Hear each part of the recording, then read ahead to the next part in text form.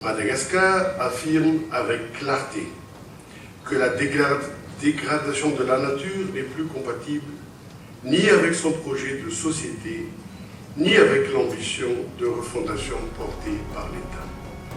Cette orientation se traduit par des actions concrètes, mesurables et structurantes.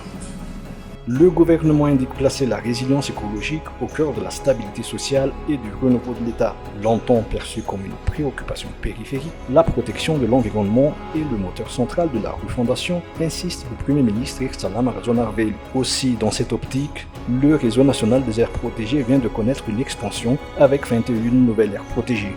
Mais la transformation annoncée ne se limite pas aux chiffres, puisque leur gouvernance est redéfinie en confiant les clés de la gestion durable de ces zones clés aux acteurs de terrain.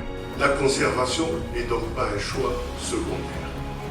Elle conditionne directement l'accès durable à l'eau, la pérennité de l'agriculture et de la pêche, la sécurité alimentaire, la résilience face au changement climatique et la stabilité sociale.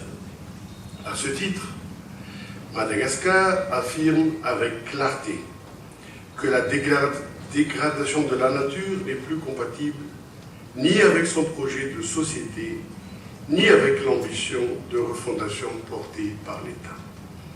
Cette orientation se traduit par des actions concrètes, mesurables et structurantes. La création de 21 nouvelles aires protégées, couvrant 1 820 000 hectares, marque une avancée historique, mettant fin à plus d'une décennie sans extension du réseau national et renforçant de manière significative la protection des écosystèmes terrestres, marins et côtiers. Parallèlement, la remise de 10 décisions de délégation de gestion constitue une étape majeure dans la modernisation de la gouvernance environnementale. Elle permet de doter chaque aire protégée d'un cadre de gestion clair, responsable et redevable et de mettre un terme définitif aux zones protégées dépourvues de pilotage institutionnel effectif.